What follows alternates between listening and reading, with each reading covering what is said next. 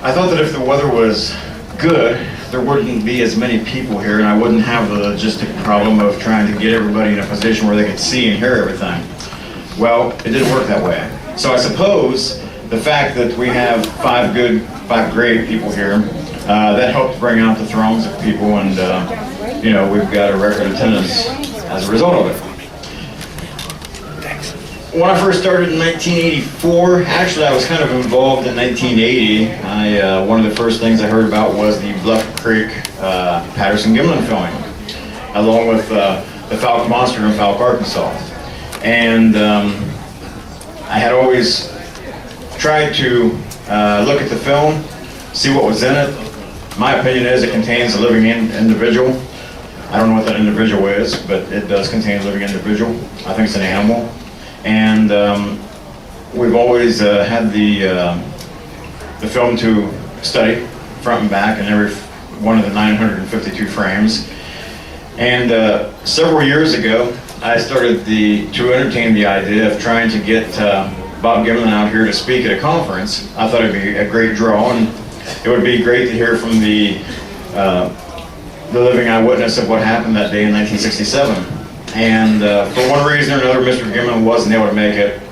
But thanks to Joyce, once again, accolades to her, we were able to pull strings, and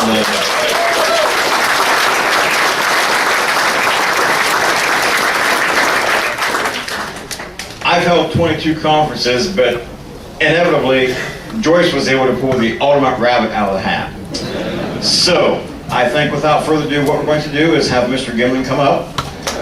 He will...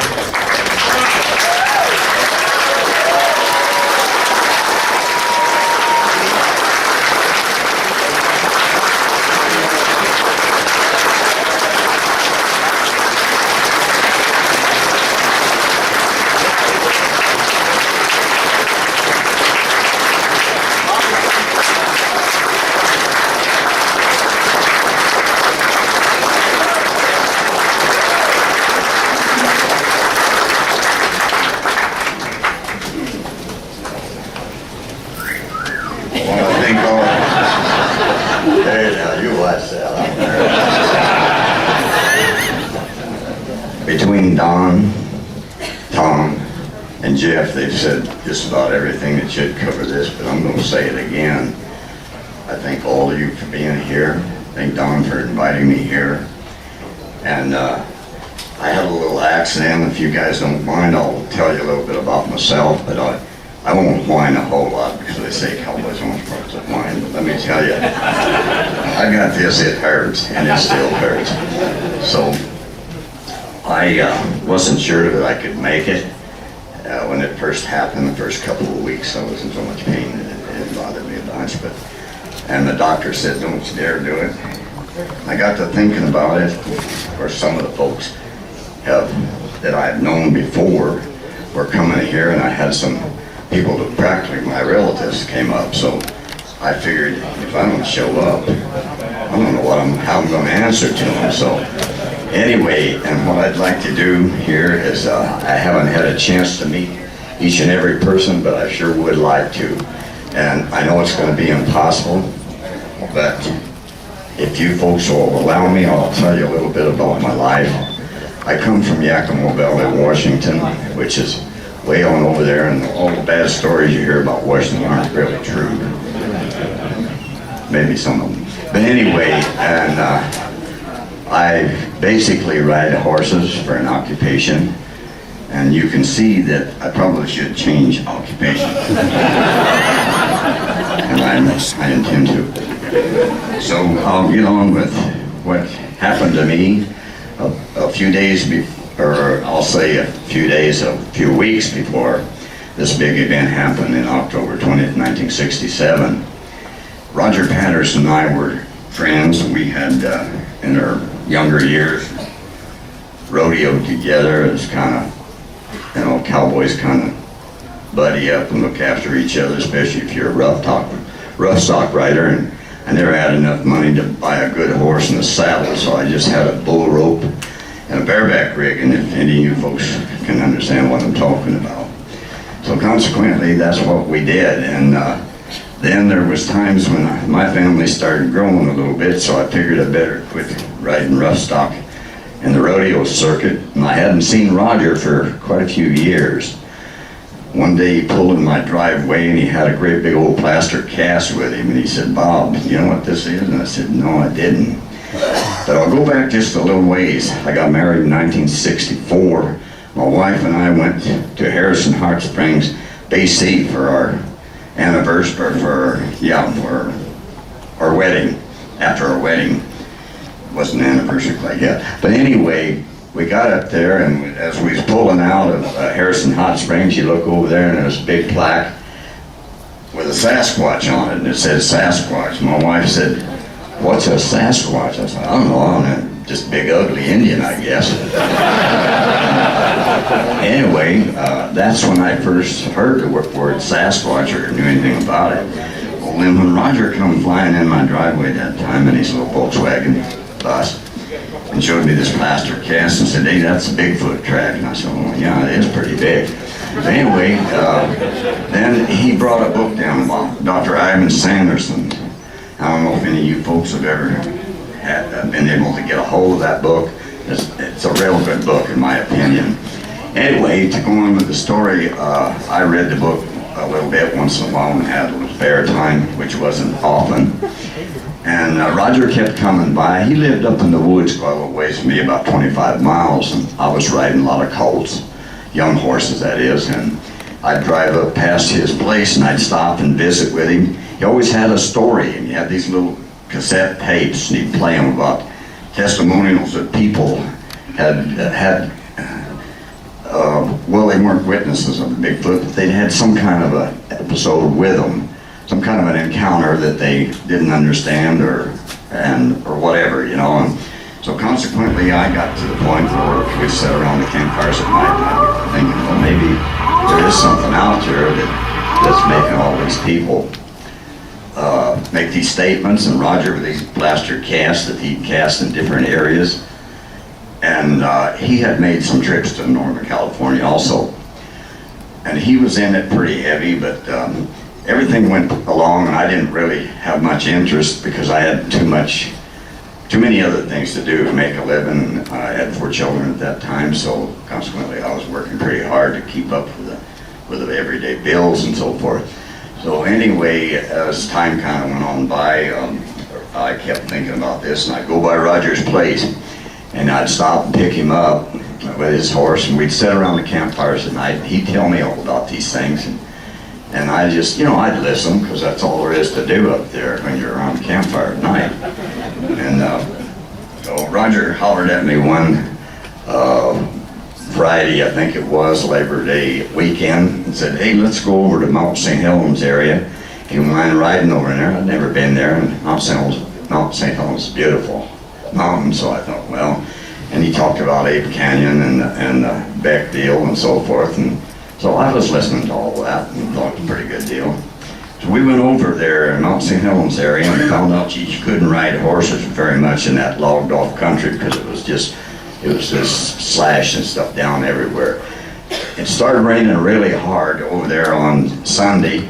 So we came back on Monday and I went back to work, and about a week later Roger come flying into my place again and says, "Bob, we got to go to Northern California." So what for? He said they found tracks down there around a piece of equipment or a tank that they pulled in there, and there was 3 different sizes of footprints. He said they don't really know whether it was a male, female, and the young one, but there was 3 different sizes of footprints. So I said, "Well, Roger, I can't just go right now." So this was like right after Labor Day. And so I said, "I've got things I got to get lined up here." And, you know, my wife wasn't too interested in taking care of a bunch of horses and cows and so forth. She had a full-time job also. And so I finally talked her into doing part of it and got a hold of some young people to help while I was gone. I wasn't going to be gone very long. I just figured another few days. And so we get down there in Northern California, and I'd never been there before, so I didn't really know where I was going. We get down there to that area, and Roger, of course, told me how to get in there. He'd been in there prior to that, he talked to some of the people down there, Al Hodson and a few others. And so we went in there and camped, started, and by the time we got there, these footprints around this piece of equipment that was new, fresh dirt, and it were just blobs of mud. I mean, blobs there where it had rained. It had rained hard down the whole west coast, I suppose. And so there wasn't even, as far as I was concerned, an identifiable footprint there. Not one that you could put a cast or some plaster in and get a good cast out of it. So I wasn't still impressed, and up to that time I had never seen a footprint that you could get a cast out of. So, you know, I still wasn't a confirmed believer in everything. But we rode those mountains every day with the horses around and around, but you know, just covered a lot of miles. And then I had a truck, a dual-wheel Chevrolet truck that was not four-wheel drive. So it wasn't real easy to get it around. And when they were pushing logging roads in up through there to start logging way up above where we were camped. So I'd take that truck and I'd drive the roads at night, see if we could see any footprints cross, any tracks cross there for footprints. And we seen everything but a Bigfoot track. Deer, cougar, bobcat, and bear. And this went on for quite a few days, and I was getting ready to come back to Yakima. And so Roger said, well, let's go up to that area that really looked like great habitat a couple more times, and then and maybe you just leave me down here and come back and get me in a month. I said, no, if I leave you down here, Roger, you're going to be here. I'm not coming back after you. It's quite a little ways from where I live down to where this film footage was taken. So we left out that morning fairly early. Well, I'll go back a little bit. I left out early. I always got up early. Roger didn't. He usually slept in a little more than me, and I'm kind of a farm boy, so I got up about daybreak every day and sat on the horse and I'd ride out. Well, my horse loosened up a shoe, so I rode back in to get the equipment to tighten the shoe back up and get it going. And Roger came in just a little bit later and he said, "Hi, golly," he said, "Bob Bings, you're going to go in a few days here. Can we go out and stay all night up in the mountains and some of that area where it really looked like great habitat?" And I said, "Well, yeah, I suppose so." So we started out that afternoon. Well, it was early afternoon, probably 12:30, something like that. And took a little horse with us with our sleeping bags and our equipment all on it. Rode up this creek bed about 3.5 miles from where we were camped and come around a bend by the creek where there was I don't know how many folks here understand when I say downfall tree. There was a tree downfall with the root system up probably 8 to 10, 12 feet high, and that had caused the creek to reroute itself and go around there. And I'm not real good on diagrams like Jeff and some of these other guys are, so I could, no, I'm not comparing myself to Jeff. I would never even try that, let me tell you. Anyway, when we came around that bend in the creek, this creature stood across the creek about as far as that gentleman is right there with paper in his hand. It was standing when I saw it. Now, it may have been stooped down when Roger first saw it, but I was just a horse length or so behind Roger leading the pack horse. And when I saw the creature, it was standing up looking across the creek the way where we were. But it immediately turned and started walking away, just taking natural steps. I mean, natural looking steps to us, which measured out 42 to 48 inches in heel to toe, which is a pretty good step, and there's some pretty tall men here, and I almost dare them to make a step comfortably that long and keep on walking. But anyway, so that's how this film footage kind of got started. Roger, little horse, kind of threw a little, I don't know what kind of dance you'd call it, but he wasn't. Roger was trying to bail off and get his camera at the same time, which he did.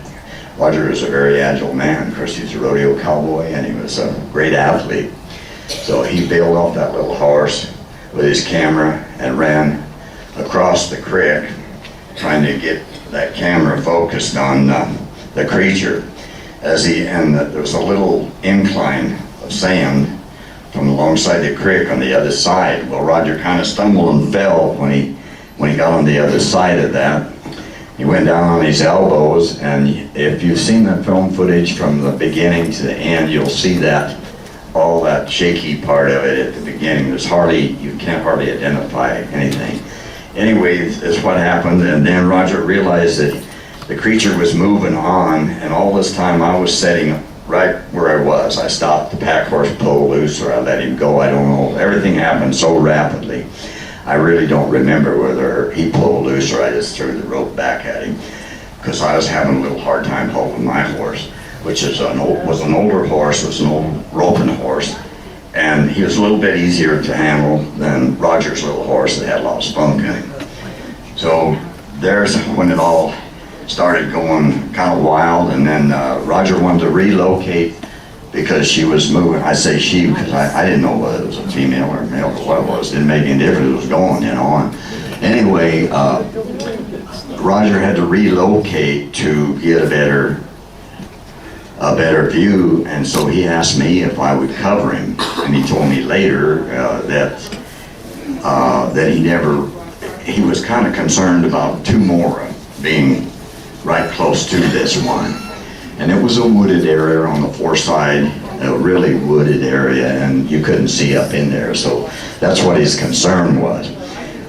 Well, I didn't know that, but he said, "Bob, will you cover me?" Well, I know I had a rifle in the scabbard on my saddle, but I knew I couldn't do it sitting on a horse if anything happened that I needed to do, because I was an avid hunter at that time and shot a lot of big game, and so I knew what I had to do. So I rode across the creek, stepped off the horse with a rifle in my hand, and that's where you see that famous turn like that she turned and looked back at me when I stepped down off that horse. And maybe the misconception was that I intended to shoot this creature. I did not intend to shoot the creature, and I never raised the rifle to my shoulder, ever. I was carrying a 30-06 Remington 30-06 with 180 grain bullets in it. So I felt if I had to, I probably could have stopped this creature if it came back at it. But as long as she kept walking away, I had no reason to even bring the rifle up. And like I said a few seconds ago, everything was happening so rapidly, you just didn't have time to do a lot. And she was walking away all this time, and then Roger hollered at me, he says, "Damn, Bob, I ran out of film." And so I got back up on the horse. I said, "I'm gonna follow. And he said, no, don't do that, Bob." He said, "The other two might be here."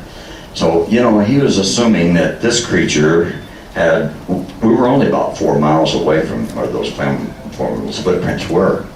So Roger was assuming that there would be two more there, and he didn't want to be left there with just a camera in his hand, with no film in it either. You know, so, I mean, now it seems kind of amusing to us, but I don't think it was to Roger, because when I seen the look on his face, you know, he was glad I turned around and came back.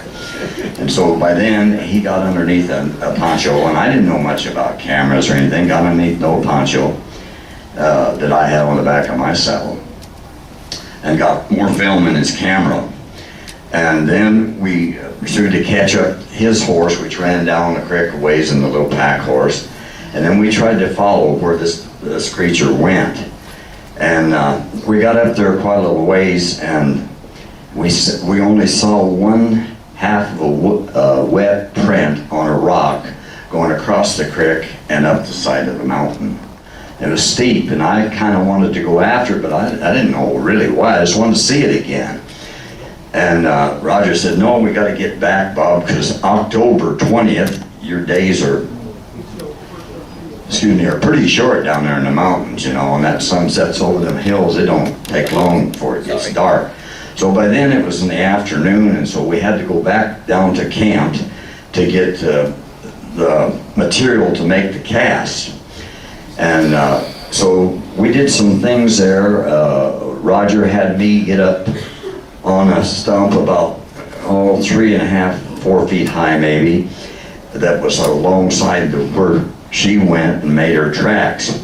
And I had on a cowboy boot with a riding heel, which is pretty sharp heel, if now you understand what that's at. And at that time I was a little heavier than I am now, weighed about 175 pounds.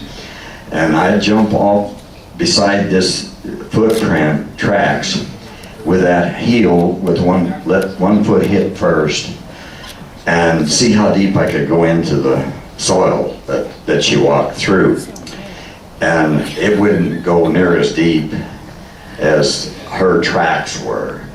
And so then I rode this horse alongside. He was a 16-hand quarter horse, and he weighed about 1,200 pounds. With my weight on him in the saddle, I rode him right as close without disturbing the tracks as I could. Roger took pictures of that. The horse never made tracks as deep as the creature did. So that indicated right there that she was fairly heavy. But she was a heavy muscle creature, which you can see in all this. And people, people say, well, what do you think, Bob? What'd she weigh? I said, well, I don't know. I thought 300 or 400 pounds was really big, And I said, oh, probably 300 or 400 pounds, 6.5 feet tall. Well, come to find out, I was way off on everything, But like I say, when I first saw her, I was up on a horse 16 hands high, which was about 9 feet up.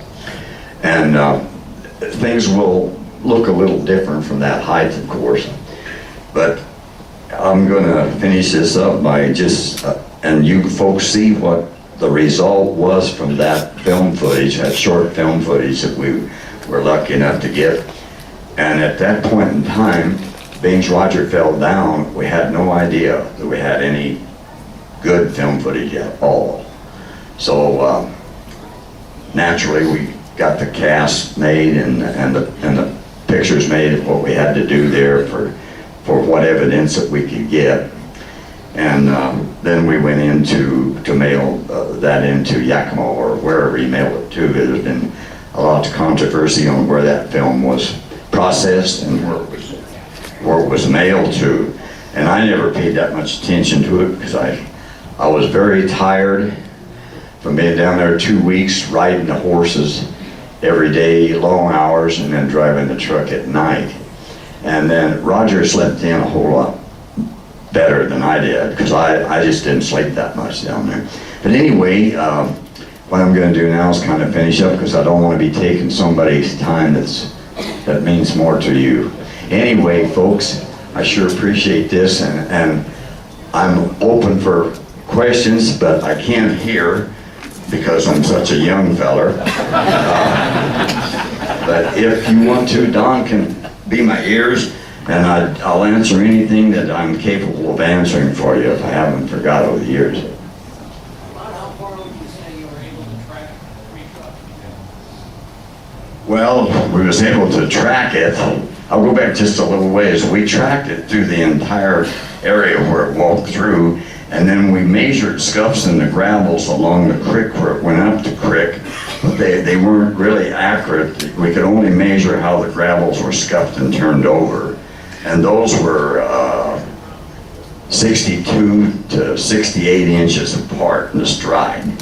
So it appeared, speculation was that once she got out of our sight, she ran. Just how far from the road site were you able to track? Well, it was probably 200 yards from where where Roger first started filming her. Probably a total of about 200 yards, because that was where the end of the good soil quit and the gravel started, and you could track, but there was no identifiable tracks. It was just scuffs in the gravels all the way. Is it true that you and Bob Gimlin are still friends, even though you disagree over this issue? Him having allegedly been in the suit. Well, Henry, a friendship is something that's pretty valuable. I still speak to Bob Haramis when I see him. I don't consider him a friend.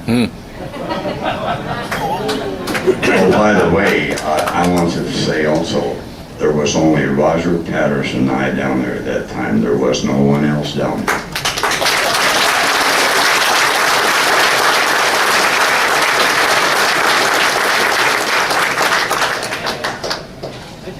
I just wanted to thank you for not shooting the animal. I would rather leave it a mystery. I mean, I know they're out there. We don't need to go shooting these animals. I want to thank you for not shooting it. I totally agree with you.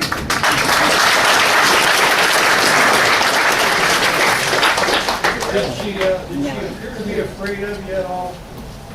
Did she appear to be afraid of you at all? No, not that I could detect. Because, you know, when she walked away, she never did run. And I keep saying she at the time, it never did run until it got out of our sight. And then we assumed that it ran because the distance between the scuffs and the gravels, which we knew what was hers because she went that way and there was only, they were fresh. You know, the gravels turned over with moisture on them. I'm new here. Where is Roger Patterson? Well, I hope he's in heaven.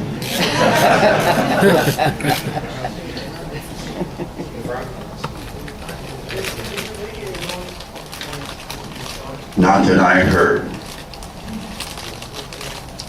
Did Roger think it was a female at the time that he saw it? We didn't even discuss it because this happened so bad. I never knew it was a female until everybody started looking at the film and said, well, she has mammary glands, so must be a female. So that's when I first heard when they was talking about Patty, I had no idea. Oh, they was talking about Roger Patterson's wife. Well, that's Roger Patterson's wife's name. Yes. Mr. Gimlin, we've all heard the stories that people have shown up and said, I was the man in the suit. I even saw once on TV it was a woman in the suit. The only thing I can say is, where's the suit? Nobody's ever shown us the suit. You know what I mean? Yes, I know what you mean. Does she have anything in her hands? One more time. Did Patty have anything in her hand? Was she carrying something and have it in her hand? No, that case of beer wasn't there.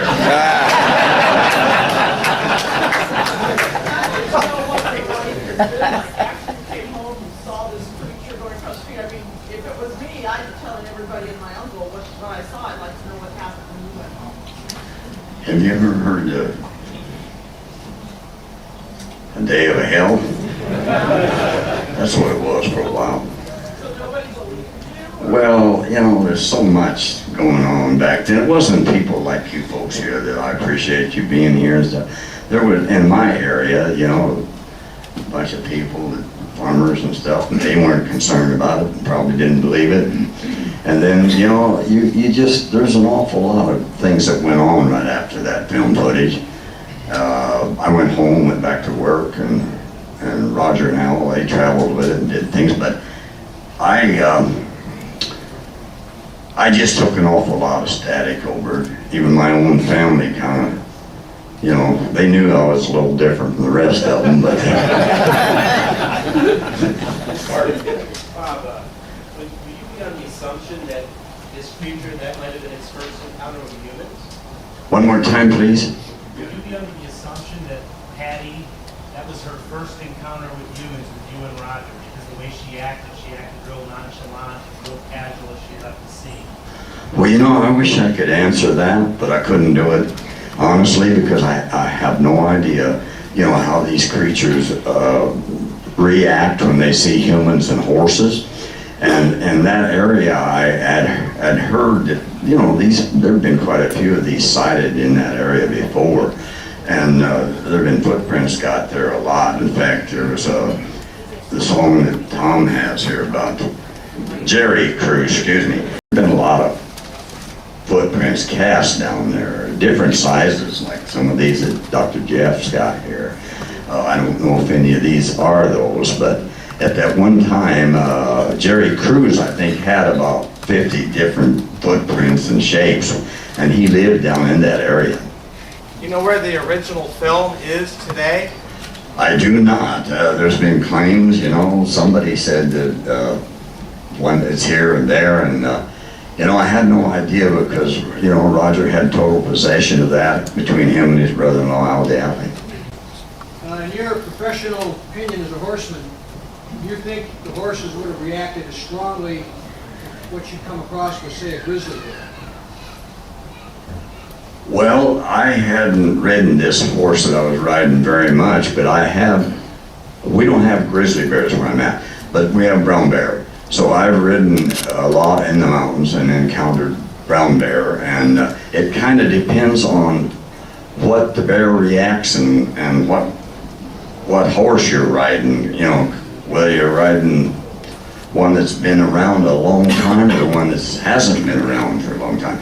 But yeah, I have ridden horses up in there, and brown bear go oof, oof, oof, and start running down the trail, and the horse kind of throws a bit and has a little trouble, and you gotta stay with them a little bit. Do you ever think we should be afraid of these creatures? Do you think we should be afraid of these creatures? No, I do not, honey. I think if we leave them alone and they're curious creatures, this is my own personal opinion, and I strongly believe that these creatures will not harm human beings if they're left alone. But I think if we go out there and shoot at one or wound it, it's like any other animal's been wounded. You might have a problem on your hands. Describe the circumstances when you first saw the poor Patterson film. Who were you with and how that went? Yes, I was so tired. I drove, I couldn't even go into all of what happened right after the film because it'd take another hour. But anyway, when I got home, I drove all the way that night, drove all that afternoon. It took us all day to get out of there. It was raining, mudslides, and so forth. And so I drove like almost 24 hours straight or so. It was actually more than 24 hours. And I was so tired, I went to bed and I went to sleep. So I didn't see that film footage for 2 days. And when I did see it, my first opinion was, that's not very good. I seen it better than that, which is a natural assumption, you know, because I did see it better than that. You see what I'm saying? I thought, well, I don't know what everybody's getting excited about that. That ain't very good. Have you ever seen a creature similar to that one since? No, I have not. Do you want to? Oh, if I get a yes, I'd really like to. I'd like to be able to walk up to one and look it in the face and smile at it and say, hey. If it was a male.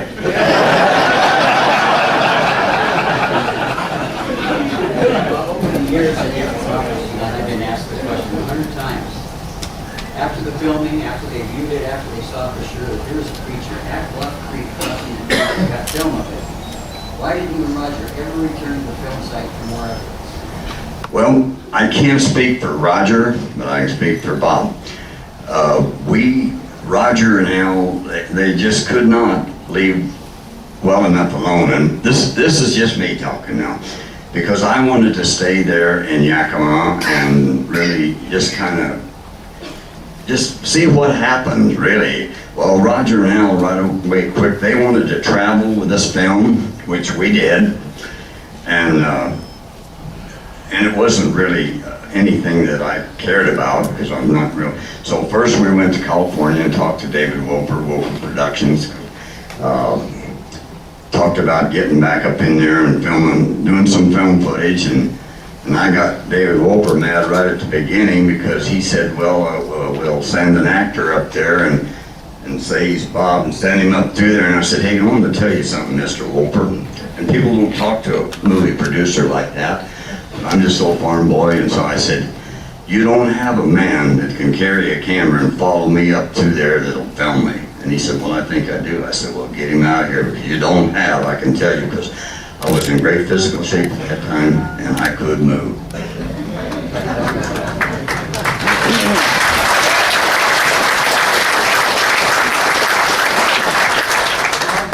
Did you smell anything different? They always say What do you mean smell different? Yes, I did. There was a smell. Roger and I never agreed on smell. Not totally agreed on it. I thought that this creature smelled kind of musky, skunky-like. Not quite as sharp as if you smell skunk, which most of us here have at one time. And Roger was, he said, smelled like an old wet cow dog that had been rolling cow manure. Oh well, I kind of didn't want to go there. Anything that you saw about the creature that we cannot see on the film? That I saw about the creature? Well, you know, that's kind of a difficult question, but I'll do my best. The only thing that I could see that I don't see on, is the film, is the rippling of the muscle underneath that hair as it walked away.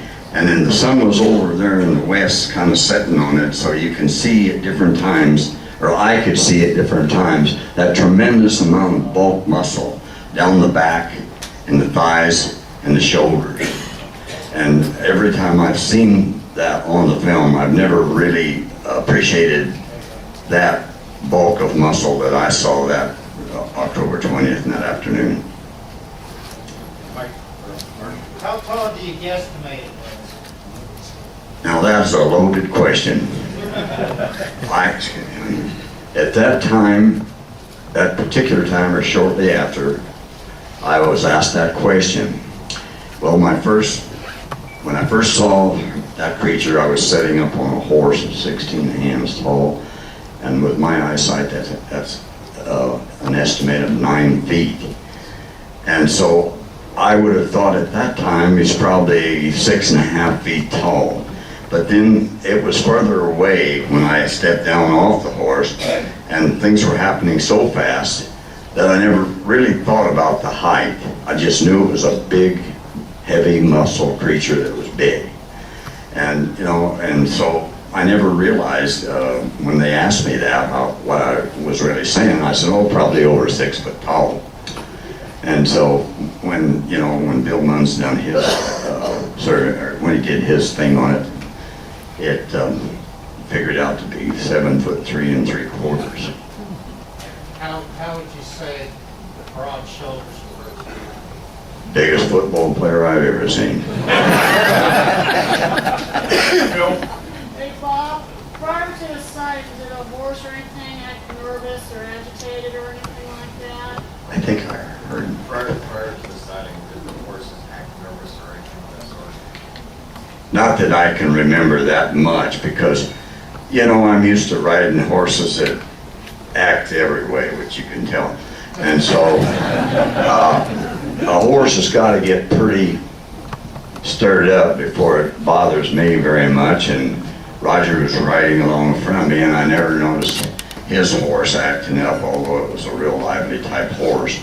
And but it, you know, it was one of those sunshiny October days, and Roger was filming the red and colored leaves from October colors in the trees there, and you know, it was just a pleasant day, and of course things were kind of going along just perfect. I thought life was just perfect that day until this happened. And you know, folks, you folks, it's so great to have you here. Of all the years that I took flack, and so it's been so good to see you here, and I'd like to be able to talk to each and every one of you, but if I will, as much as I can, and I'll be here the rest of the day and tomorrow. Thank you very much.